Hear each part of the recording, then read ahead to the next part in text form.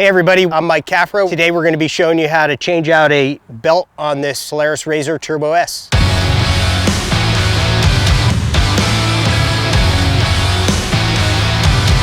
Couple pro tips. If you've never changed a belt before, doing it out on the trail is a little different than doing it in your garage. So I would maybe go through the process of doing it in your garage first, just so you understand, number one, the tools that you need and what it's going to take. Pro tip number two, 9 times out of 10, when you are out on the trail, your belt's gonna blow.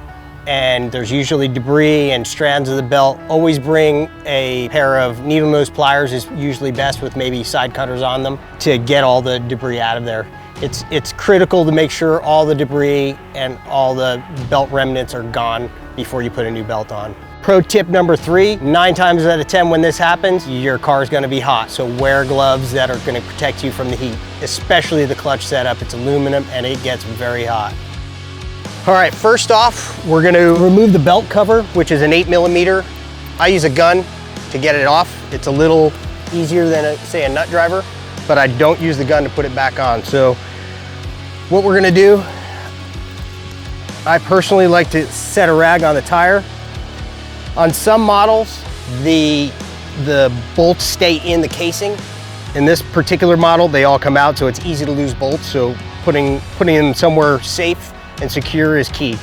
Sometimes, if the car's been driven for quite a while, everything's gonna be super hot. In this case, it's not. So if it is hot, definitely wear some gloves. Some of these are a little tricky to get to. Definitely be careful when you're removing them. Try not to drop them. You're usually not in the most ideal situations when you're changing a clutch. Okay, on this particular model, this clutch cover comes off fairly easy. And I usually just pull this part right out of the boot and remove the entire piece. So Polaris provides you with each unit with a clutch tool. Basically, it spreads the clutch and allows you to take the belt off. If you happen to break or lose one of these, a 1/4 bolt will work just as well. It needs to be probably 1.5 inches long though, for sure.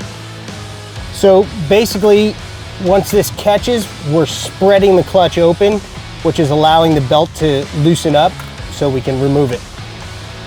9 times out of 10, you're not gonna be taking off a good belt and replacing it with another belt. Chances are you've blown a belt and there's gonna be debris in here. I would always carry like a needle nose pliers to pull out any of the loose strands and whatnot, and make sure everything is clean as far as before installing the new belt. So once you get your old belt off, it's time to replace it with a nice new belt. Gates provided us with their new G-Force Redline belt, one of the best belts on the market. So when installing your new belt, you're gonna wanna go around your primary clutch first, and then starting from the top of the secondary, just kind of get it started, and then just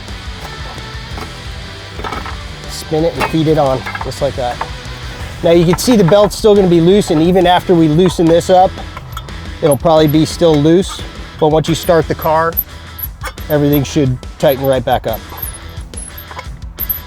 Now we can put our clutch cover back on.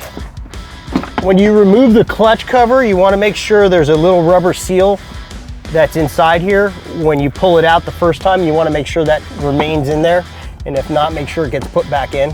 That's what basically seals all your dust out. So when I'm installing the clutch cover back on, I prefer to use a nut driver. It's a little too easy to strip out the bolts if you don't and you use a power tool. For this video's sake, we're just kind of throwing this belt in here, brand new belt. It's always good to properly break in a belt prior to getting on the car. All right, guys, that's it for this how-to video. You can check out this video and others like it on UTVUnderground.com. And until next time, we'll see ya.